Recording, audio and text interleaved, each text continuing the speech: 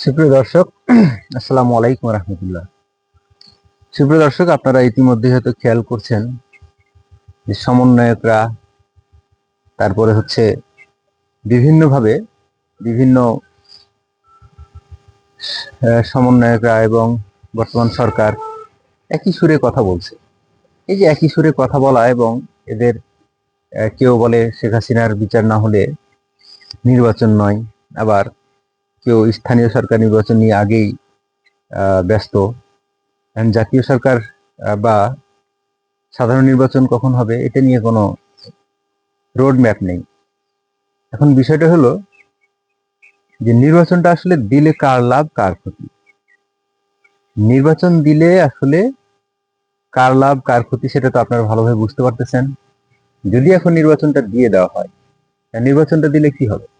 নির্বাচনটা দিলে তো একটা গণতান্ত্রিক সরকার চলে আসবে। কারণ হলো ছাত্রদের যে নতুন দলটি আসবে, ছাত্রদের নতুন দলটি আদৌ আসবে কিনা এটা নিয়ে আসলে আমি সন্দিহান। আপনারা কতটুকু আশাবাদী আমি জানি না, আমি সন্দিহান। এখন ছাত্ররা ভালো করে বুঝতে পারতেছে যে তাদের পিছনে যে ছাত্র এবং জনতা বলা হয়, এই জনতা নেই। তাদের পিছনে এখন যা আছে তা হচ্ছে কিছু ছাত্র আছে। এটা জানি যে কিছু ছাত্র আছে। এই ছাত্ররা কারা? ওই শিবিরের কিছু ছাত্র। এই শিবিরের কিছু ছাত্র এবং জামাত ইসলামের অঙ্গ সংগঠন এরাই। এছাড়া কাউকে আছে, কেউ আছে বলে আমি মনে করি না, বা আপনারা মনে করতে পারেন না। এখন এখন সমন্বয়কদেরকে পৃথক ভাবে যেটা বলা হয়, সমন্বয়করা আসলে কেউ কখনো আলাদা ছিল না, সবাই তারা নিজস্ব একটা চিন্তাধারায় ছিল এবং সমন্বয়করা কখনোই আলাদা কেউ না। সমন্বয়করা শিবিরই সমন্বয়ক। এখন বিএনপির সাথে শিবিরের লেগে যায় এবং শিবিরের শুধু না, সমন্বয়কদের সাথেও বিএনপির এখন মুখোমুখি। এটা যত দিন যাবে তত আরো স্পষ্ট হবে। এখন স্পষ্ট হয়ে এখন কি হবে, নির্বাচনটি আসলে ঠিক সঠিক সময় হবে কিনা সেটা একটা বিষয়। আর নির্বাচনটি দিবে বা দিবে না কেন সেটা আপনারা ভালোভাবে বুঝছেন। কারণ নির্বাচনটা দিলে তো আসলে তাদের ক্ষমতায় যে তুলতুলে আসনে বসে থাকা, এটা তো আর হবে না। এটা আপনারা খুব ভালো করে বুঝছেন যে ক্ষমতায় যদি তুলতুলে আসনে যদি বসে থেকে যদি তাদের এই সময়টা চলে যেতে পারে তো যাক। এর পিছনের কারণটা হচ্ছে যে ওরা ভালো করে জানে যে তারা যদি নতুন একটি দল গঠন করে তাহলে এই দল সুবিধা মতো কিছু করতে পারবে না। জামাতের সাথে এরা লেপটালেপটি করে এরা একটা সময় ক্ষেপণ করবে, এই কাল ক্ষেপণ করবে। এই কাল ক্ষেপণ করার নামই হলো নির্বাচন প্রলম্বিত করা। নির্বাচন প্রলম্বিত যখনই করতে যাবে তখন আপনি বুঝবেন, দেখবেন যে অন্য অন্য রাজনৈতিক দল যেমন বিএনপি এবং আওয়ামী লীগ এরা একখানে হয়ে যাবে।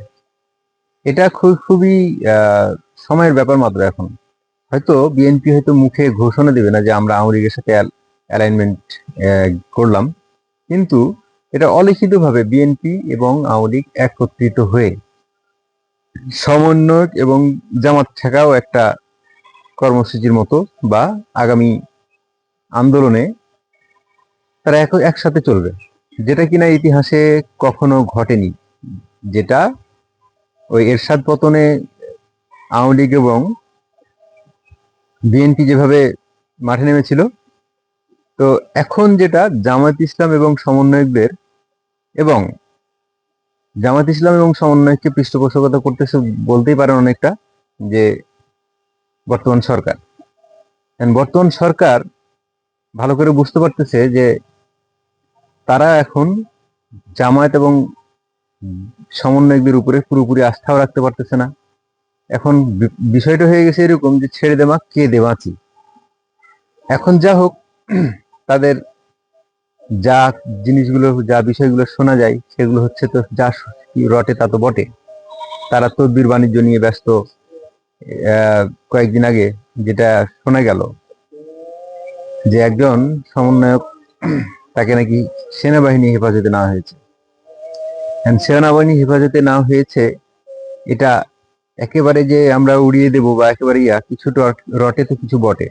সেনাবাহিনীর যদি তাকে উঠিয়ে নিয়ে গিয়ে একটা ট্রিটমেন্ট দিয়ে রাখে যে তোমার এত লাফাধাফা তো আমরা পছন্দ করছি না, একটা মেসেজ কিন্তু ক্যারি করে, এরকম হতেও পারে। আবার শোনাও যাচ্ছে যে সমন্বয়করা নাকি বিভিন্ন দেশের পাসপোর্ট করে রেখেছিলেন। কারণ সময় মতো তাদের পাসপোর্ট তো করে রাখাই লাগবে, কারণ হচ্ছে তারা যেভাবে যেভাবে এগোচ্ছিল, যেভাবে আগাচ্ছে, তাতে আগামী দিনে হয়তো বা আওয়ামী লীগ ফিরবে না, কিন্তু বিএনপি এবং আওয়ামী লীগ যৌথভাবে তারা মাঠে নামবে। স্বাধীনতা বিরোধীদের প্রতিহত করতে আওয়ামী লীগ এবং বিএনপি একত্রিত হয়ে যাবে। এখন এটা সময়ের ব্যাপার, আপনারা দেখতে পাবেন। তো যাই হোক, আগামী দিনে দেখার অপেক্ষায়। ভালো থাকবেন, সুস্থ থাকবেন। আল্লাহ হাফেজ।